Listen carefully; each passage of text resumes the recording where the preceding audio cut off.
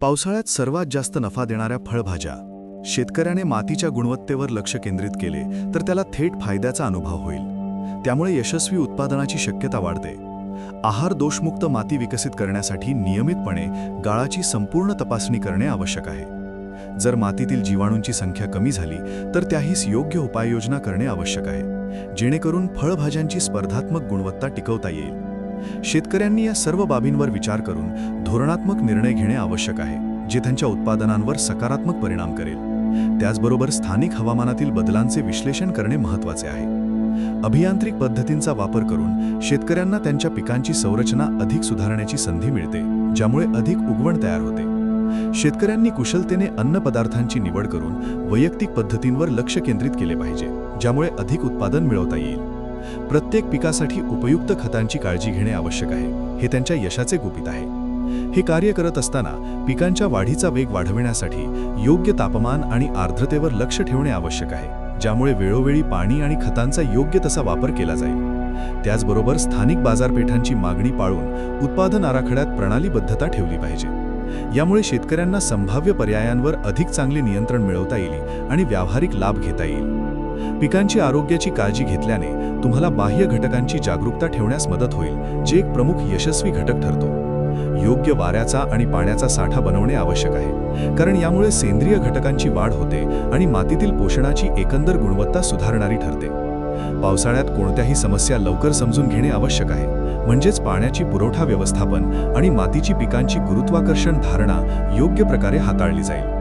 हे सर्वोत्तम पीक उत्पादनाचे मूलभूत मुद्दे असून यामध्ये निरंतर काळजी घ्या. परिणामी आपल्या पिकांचा दर्जा चांगला राहतो आणि तुम्हाला उत्कृष्ट उत्पादन मिळण्याची शक्यता वाढते, जे दीर्घकालीन शेतीच्या दृष्टीने अत्यंत महत्त्वाचे आहे. शेवटी सकारात्मक परिणामाच्या अपेक्षेत शेतकऱ्यांनी नवे तंत्रज्ञान अंगीकृत करणे आणि त्यात विश्वास ठरवणे आवश्यक आहे. उत्पादनाची गुणवत्ता वाढविण्यासाठी शेतकऱ्यांनी विविधता लक्षात घेऊन योग्य पाण्याच्या व्यवस्थापनावर फोकस करणे आवश्यक आहे. अत्याधुनिक पद्धतींचा वापर करून उन्हे पिकांचे निरंतर निरीक्षण करणे महत्त्वाचे आहे, ज्यामुळे पाण्याचा वापर सर्वोत्तम ठेवता येतो. प्रतिकूल हवामानाच्या परिस्थितीत तात्काळ प्रतिक्रिया देणे म्हणजेच सही पद्धतींचा अवलंब करणे, ज्याद्वारे तुमच्या फळभाजींच्या उत्पादनात वाढीचा अनुभव येतो. याची खात्री करण्यात लक्ष द्या की पाण्याचे प्रमाण संतुलित आहे, जे पिकांच्या आरोग्यावर बरेच फायदे करते. पिकांचे उत्पादन उंचवण्यासाठी स्थानिक कृषी तज्ज्ञांकडून मार्गदर्शन घेणे देखील आवश्यक ठरते.